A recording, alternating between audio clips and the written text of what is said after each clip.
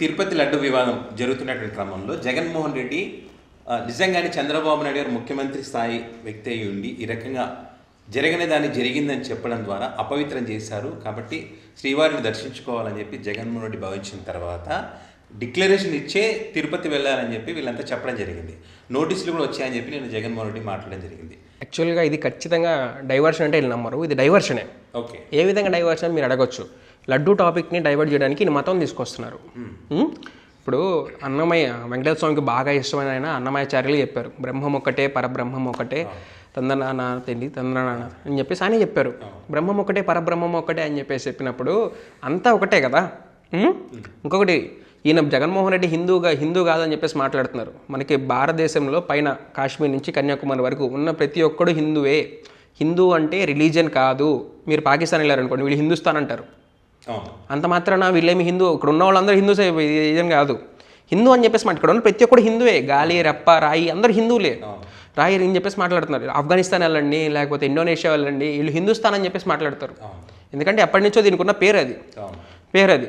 అందరూ హిందువులే. ఇక్కడ Hinduism is not a religion అన్న సంగతి ఇప్పుడున్న వాళ్ళు కూడా అర్థం కావట్లా. ఇది రిలీజియన్ కాదు, ధర్మం, సనాతన ధర్మం అన్నది క్లారిటీ వీళ్ళకే రావట్లా. అసలు వెంకటేశ్వర స్వామి చెప్పాడా, ఋగ్వేదాలో చెప్పాడా, ఉపనిషత్తుల్లో ఉందా, ఎక్కడుంది? మీకు 2022లోనో 2023లోనో ఎవరో గుంటూరుకు చెందిన వ్యక్తి మన జగన్మోహన్ రెడ్డి మీద పట్టు వస్త్రాలు సమర్పించడానికి వెళ్ళినప్పుడు అప్పుడు కూడా డిక్లరేషన్ ఇవ్వలేదు అని చెప్పేసి కేసు ఫైల్ చేశారు. కేసు వేస్తే ముఖ్యమంత్రి వెంటనే రాజీనామా చేయాలని చెప్పి వేశారు. అదేం కుదరదు. కోర్టు ఏం తీర్పిచ్చిందంటే, అప్పుడు హైకోర్టు ఏం తీర్పిచ్చిందంటే, ఎవరైనా హైందవ వ్యతిరేకులు వాళ్ళు మాత్రమే డిక్లరేషన్ ఇవ్వాలి. హైందవ వ్యతిరేకులు వాళ్ళ వల్ల ఏమైనా థ్రెడ్ ఉంది అని చెప్పేసి అనుకుని భావిస్తే, ఎవరైనా అటాకులు చేసేవాళ్ళు కానివ్వండి, లేకపోతే పెద్ద పెద్ద రెచ్చగొట్టేవాళ్ళు కానివ్వండి, మనం చూస్తుంటాం వేరే అన్ని మతస్థులు రెచ్చగొట్టేవాళ్ళు కానివ్వండి, వాళ్ళు మాత్రమే ఫామ్ నెంబర్ 136 ప్రకారం వీళ్ళు ఇచ్చి సబ్మిట్ చేసి వెళ్ళాలని చెప్పేసి చెప్పింది. నెక్స్ట్ ఇంకోటి టీటీడీ నామ్స్ ప్రకారం ఉంది కూడా, ఒక్కసారి సబ్మిట్ చేస్తే చాలు. ఒకసారి మనం రూల్స్ ప్రకారం వెళ్ళినా కానీ వీళ్ళు లైఫ్లో ఎన్నిసార్లు తిరుపతి రావచ్చు. వచ్చిన ప్రతిసారి ఇవ్వాల్సిన అవసరం లేదు. ఒకసారి ఇచ్చారు కాబట్టి, ఒకసారి సంతకం చేశారు కాబట్టి చాలు. జగన్మోహన్ రెడ్డి ఆల్రెడీ 2009లో ఇచ్చాడు. నాకు వెంకటేశ్వర స్వామి ఉన్నాను, నేను నమ్ముతున్నాను, దేవుడు ఉన్నాడు అని చెప్పేసి డిక్లరేషన్ ఫిల్ చేసి వెళ్ళాడు. మళ్ళీ ఇప్పుడు కూడా ఇవ్వాలంటే ఎంతమంది మనోభావం మీద దెబ్బ కొడతారు? మన హోంమంత్రి అనిత గారు వెళ్ళారు, నేను క్రిస్టియానిటీ, నా బ్యాగ్లో బైబుల్ ఉంటుంది చెప్పింది. మరి ఆవిడ ఎందుకు అడగలేదు మీరు డిక్లరేషన్? ఇప్పుడు ఈ మాట అంటే ఇప్పుడు రాసుకొచ్చి తీసుకొచ్చి చూపిస్తారేమో, ఇప్పుడు రాసుకొని తీసుకొచ్చి చూపిస్తారేమో. అట్లా కాదు. సరే, ఇప్పుడు ఆవిడ క్రిస్టియన్ అని చెప్పేసి ఆవిడ చెప్పింది కాబట్టి, అంతకుముందు ఆవిడ మన డిక్లరేషన్ చేసి వెళ్తున్నాను చూపించాలి కదా. అలా ఎందుకు చేయలేదు? మీరు హోంమంత్రి అనిత దగ్గర గారికి ఎందుకు రాలేదు? మాజీ సీఎం అయిన జగన్మోహన్ రెడ్డి మీద ఎందుకు వచ్చినాయి? ఇప్పుడు జగన్మోహన్ రెడ్డి తిరుపతి వెళ్ళి ఉంటే ఆయన వల్ల ఇంకొక 100 మంది క్రిస్టియన్ తీసుకొని వచ్చేవాడు. 100 మంది క్రిస్టియన్స్ వచ్చిన తర్వాత తిరుపతి యొక్క గ్లేన్స్ చూసి వాళ్ళకి మళ్ళీ రావాల్సి వస్తుంది. అది చాలా బాగుందిరా. వాస్తవానికి చెప్పాలంటే తిరుపతిలో ₹1 లేకపోయినా కానీ మీరు 100 సంవత్సరాలు బతకచ్చు. తిరుపతి కొండపైన ₹1 లేకపోయినా నీకు స్నానాలకి లోటు ఉండదు, తిండికి లోటు ఉండదు, బ్రహ్మాండమైన భోజనం, తిరుగుతూ స్వామి సన్నిధిలో సేవలో. కాకపోతే అక్కడ ఎవ్వరు కూడా ఖాళీగా ఉంటారు, అందరూ ఏదో Tirupati second cleanest city in India అని వచ్చిందంటే చూసుకోండి మీరు. ఒకటి మధ్యప్రదేశ్లో ఇండోర్ వచ్చింది, నెక్స్ట్ తిరుపతి.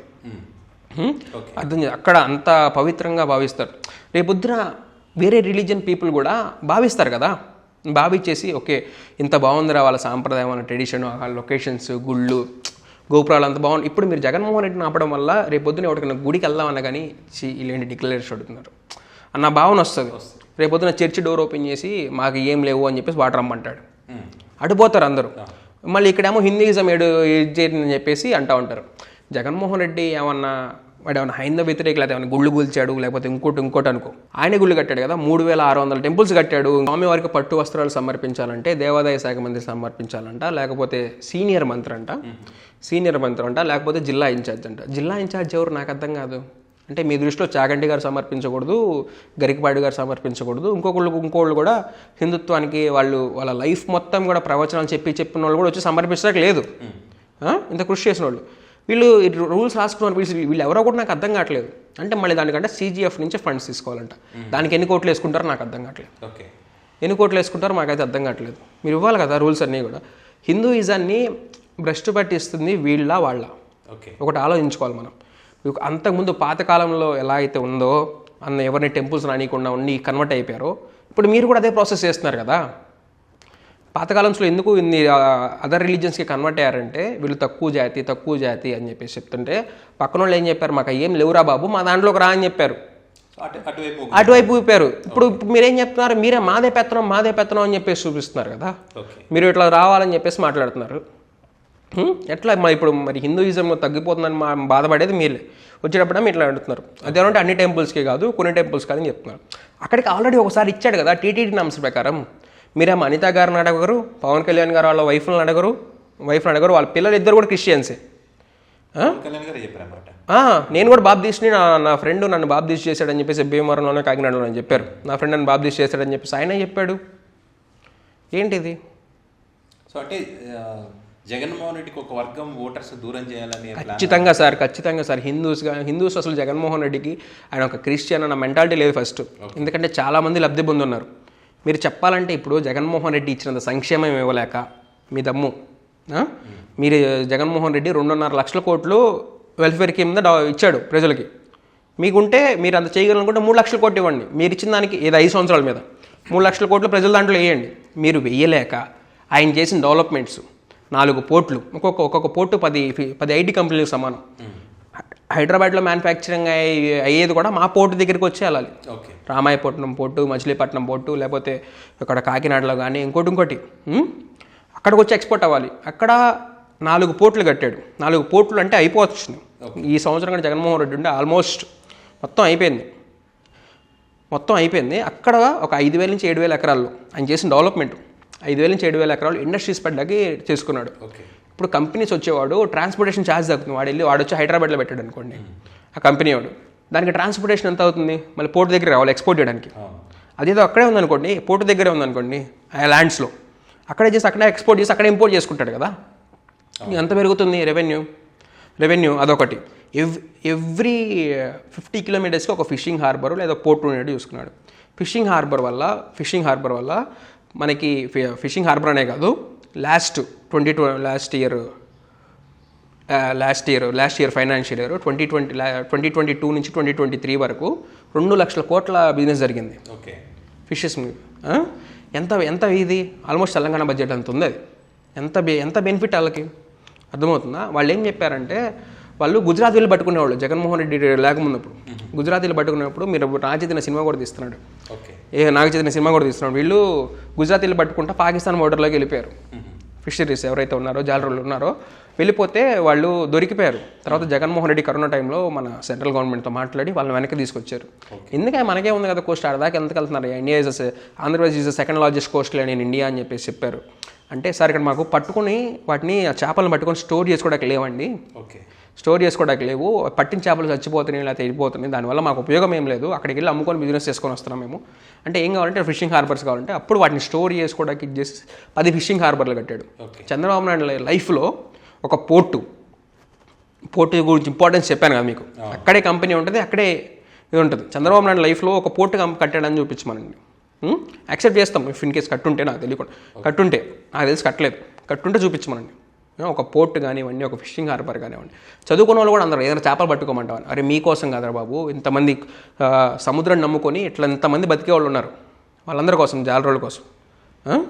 ఇప్పుడు వాళ్ళందరి కోసం కట్టాడు. ఇంత బిజినెస్ వస్తుంది కదా పోర్టు వల్ల కానివ్వండి, ఇది కానివ్వండి. 17 మెడికల్ కాలేజీలు చంద్రబాబు నాయుడు లైఫ్లో కూడా, ఇది కూడా 17 మెడికల్ కాలేజీలు. ఒకటి మన పులివెందుల్లోది మాకు 50 సీట్లు అక్కర్లేదని చెప్పేసి లెటర్ రాసి పంపించారు. అసలు ఎంత మూర్ఖత్వం అంటే నాకు అర్థం కాదు.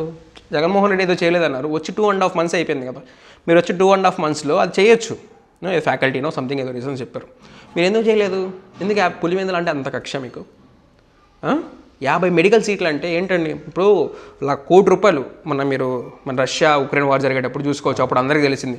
ఇక్కడ కోట్లలో పెట్టుకోవడం, అక్కడ 30 లక్షలు 40 లక్షలు అయిపోతుంది ఉక్రెయిన్లో. అంత దూరం వెళ్ళి చదువుకునే వాళ్ళు ఇక్కడే నీట్ చదివేవాడికి తెలుస్తుంది. ఎవరైతే బైపీసీ స్టూడెంట్స్ ఉన్నారో వాళ్ళందరికీ కూడా మెడికల్ కాలేజీలు ఇంపార్టెన్స్. 5 సంవత్సరాలు కూడా కాదు, 3 సంవత్సరాలు సెంట్రల్ గవర్నమెంట్ చేత యాక్సెప్ట్ చేపించి 17 మెడికల్ కాలేజీలు తీసుకొచ్చాడు. 17 మెడికల్ కాలేజ్ చంద్రబాబు నాయుడు లైఫ్లో ఎప్పుడైనా కట్టాడని చూపించండి. ఇప్పుడు కట్టించాడు. దానికి అటాచ్ చేస్తూ నర్సింగ్ కాలేజెస్, గవర్నమెంట్ హాస్పిటల్స్, ఇన్ని చేశాడు. సిబిఎస్ఈ స్కూల్స్, సిబిఎస్ఈ కాకుండా ఐబీ ఇంటర్నేషనల్ బ్యారక్టరీ సిలబస్ జర్మనీ వాళ్ళతో ఒప్పందం చేసుకున్నాడు. ఆయన చేయడు అంటాక లేడు. ఎందుకంటే నాడు నేడు కింద డిజిటల్ బోర్డ్స్ మొన్న నారా లోకేష్ గారు వెళ్ళి చూశారు కదా, సర్వే చేశారు. అప్పుడు మీకు కనపడినాయి కదా, అన్ని చోట్ల కనపడినాయి. అదేమంటే కొన్ని స్కూల్స్ కాలేదు, ఎందుకంటే 3 phases పెట్టుకున్నారు. ఈయన వచ్చే 2 years కరోనా పోయింది. అందరికీ ఉంది కరోనా అంటే, అవును అందరికీ ఉంది, అందులో మన స్టేట్ కూడా ఉంది.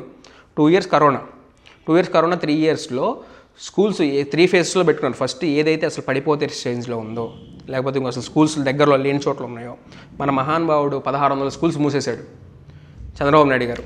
2014 నుంచి 2019 వరకు 1600 స్కూల్స్ మూసేశాడు. అవన్నీ కూడా దగ్గర ఈయన వచ్చిన తర్వాత ఒక 160 స్కూల్సే ఒక కొత్తవి కట్టడం జరిగింది. 160. ఎందుకంటే ఈ రెనోవేషన్ చేసుకుంటూ వస్తున్నారు. ఇంకొకటి చేసుకున్నాం ఫస్ట్ ఫేజ్లో అది. సెకండ్ ఫేజ్లో కొంచెం ఒక మోడరేట్గా ఏదైతే టాయిలెట్స్ కానివ్వండి, బెంచెస్ కానివ్వండి లేకుండా ఉన్నాయో వాటికి మోడరేట్ చేశారు. ఇంకా 3వ ఫైనల్ స్టేజ్ వస్తుంది. ఒక 3 ఏళ్ళలో అంతా జరగాలని జరగదు కదా. మీరేమో ఇంకోటి ఏం అడుగుతున్నారంటే స్టూడెంట్స్ తగ్గిపోయారని చెప్పేసి మాట్లాడతారు. స్టూడెంట్స్ ఎందుకు తగ్గిపోయారంటే మీరు 1600 స్కూల్స్ మూసేశారు సార్ మీ గవర్నమెంట్లో. దగ్గరలో స్కూల్స్ లాగా మానేశారు వాళ్ళు. 2 years కరోనా ఉంది, ఎవడు బయటికి రావట్లేదు, దగ్గరలో స్కూల్ లేదు, మానేస్తారు. మరి మానేకి ఏం చేస్తారు? ఇదంతా కనపడవా మీకు? ఇంత చేయలేక ఏం చేయలేక ఇది వీళ్ళని వీళ్ళందరినీ కూడా దూరం చేయడానికి ఫస్ట్ హిందూస్ అందరినీ కూడా దూరం చేయడానికి ముద్ర వేయాలి. ఇప్పుడు బీజేపీ ఆంధ్రప్రదేశ్లో మనకి లేదు, ఇప్పుడు ఎంటర్ అయింది. కనపడిందా మీకు? కనపడింది. వాళ్ళు ఏదన్నా అనుకోండి, మన సంబంధం లేదు. ఒక ముద్ర వేసి వీళ్ళందరినీ కూడా దూరం చేయాలన్న కాన్సెప్ట్తో ఇది పెట్టారు. మొన్న ఆనం గారు ఏదో ట్వీట్ పెట్టారు, ట్విట్టర్లో ట్వీట్ వేశారు, నేను చూశాను. ఏం చేశాడంటే క్రిస్టియానిటీకి ద్రోహం చేసిన జగన్మోహన్ రెడ్డి అంటే క్రిస్టియానిటీకి. హిందూయిజం అయిపోయింది, క్రిస్టియానిటీని లేపెట్టాడు.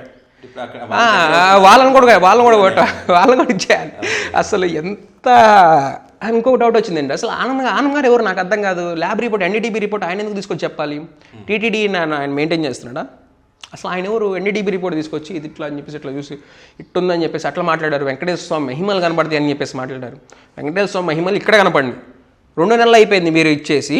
ఇప్పుడు కేసు మీరు డిక్లేర్ సెప్టెంబర్ 18వ తారీఖు చెప్పినా కానీ ఇప్పుడు వారం రోజుల నుంచి మీరు ప్రూవ్ చేయలేకపోతున్నారు. ఇది కదా మహిమ అంటే. అక్కడ కలవలేదు కదా, ఇది మహిమ అంటే.